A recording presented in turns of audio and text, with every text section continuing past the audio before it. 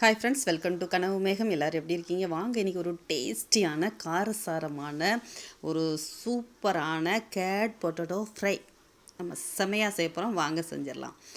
ஒரு 2 உருளைக்கிழங்கு பார்த்திங்கன்னா நல்லா பாயில் பண்ணி எடுத்துகிட்டு தொலியெல்லாம் உரிச்சிட்டு கட் பண்ணி எடுத்துக்கோங்க.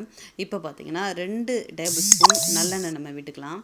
இப்போது கட் பண்ணி வச்சுருக்கிற அந்த உருளைக்கிழங்கை நம்ம அப்படியேவும் ஒரு 2 மினிட்ஸ் பார்த்திங்கன்னா அப்படியே எண்ணெயில் போட்டு மீடியம் ஃப்ளேமில் வச்சு அப்படியே நல்லா ஃப்ரை பண்ணி எடுத்துக்கோங்க. ரொம்ப அதுன்னு இல்லை, சும்மா லைட்டாக ஃப்ரை பண்ணி எடுத்துக்கோங்க. நல்லா ஒரு கிறிஸ்பி அந்த ஒரு இதுக்காக தான் அது சூப்பராக இருக்கும்.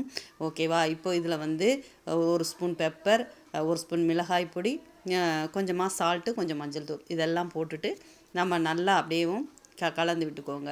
ஒரு 2 மினிட்ஸ் தான் பார்த்திங்கன்னா இது நல்லா குக் ஆகிரும். நல்லா அந்த மேலே அந்த ஒரு கிறிஸ்பினஸ் வரும், அதுக்காக தான்.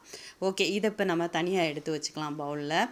இப்போது நம்ம அந்த எண்ணெய் மீதம் இருக்கு இல்லையா, அதே எண்ணெயை நம்ம கடாய்க்கு வந்து நம்ம ட்ரான்ஸ்லேட் பண்ணிக்கலாம். இப்போது அதே எண்ணெயை நம்ம விட்டுட்டு இதில் வந்து பார்த்திங்கன்னா பட்டை, கிராம்பு, சோம்பு, ஏலக்காய் இதை நம்ம போட்டுட்டு லைட்டாக பொரியவும். ஒரு மீடியம் சைஸ் ஆனியனை நல்லா நான் கட் பண்ணிவிட்டு நல்லா பொடிசாக கட் பண்ணி அதை இதில் சேர்த்துருக்கேன்.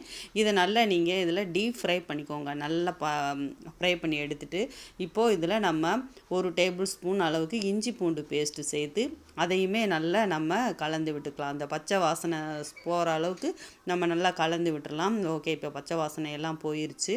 இப்போ பார்த்திங்கன்னா இதில் வந்து ஜீரகப்பொடி 1 ஸ்பூன், மஞ்சள் பொடி, மிளகாய் பொடி, மல்லிப்பொடி, கரம் மசாலா எல்லாமே ஒவ்வொரு ஸ்பூன் நம்ம சேர்த்துக்கலாம். சேர்த்துட்டு இதையுமே நல்லா அந்த பச்சை ஸ்மெல் போகிற அளவுக்கு நம்ம இந்த எண்ணெயில் நல்லா வந்து வதக்கி விட்டுக்கலாம். ஓகே, அந்த ஸ்மெல்லெல்லாம் போய் எண்ணெயில் மசாலா நல்லா அது கலந்து வந்திருக்கும். இப்போ வந்து பார்த்திங்கன்னா இதில் 1 டம்ளர் அளவுக்கு நம்ம வந்து 1 கப்பு தயிர் சேர்க்க போகிறோம். இதுதான் மெயின்.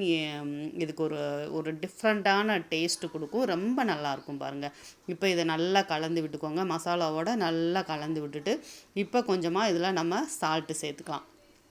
ஓகே, சால்ட்டு சேர்த்துட்டு நம்ம கலந்து விட்டுட்டு இதில் வந்து பார்த்திங்கன்னா அப்படியே வந்து இந்த எண்ணெயெல்லாம் நல்லா பிரிஞ்சு வர்ற அளவுக்கு விட்டுட்டு இப்போது 1 டம்ளர் அளவுக்கு நம்ம இதில் தண்ணி சேர்த்து இதை நல்லா கொதிக்க விட்டுடலாம். ஒரு மீடியம் ஃப்ளேம் வச்சு நம்ம ஒரு 5 மினிட்ஸ் அளவுக்கு இதை நல்லா கொதிக்க விட்டுடலாம். நல்லா கொதிச்சு இந்த எண்ணெயெல்லாம் நல்லா பிரிஞ்சு வந்துடுச்சு.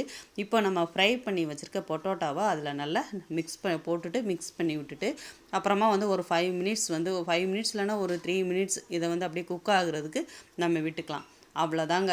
லாஸ்ட்டாக அப்படியே வந்து கொஞ்சம் கொத்தமல்லி தழை தூவிட்டு அப்படியே இறக்குனோம்னா டேஸ்டியான கேடு பொட்டேட்டோ கிரேவி ரெடி ஆயிடுச்சு.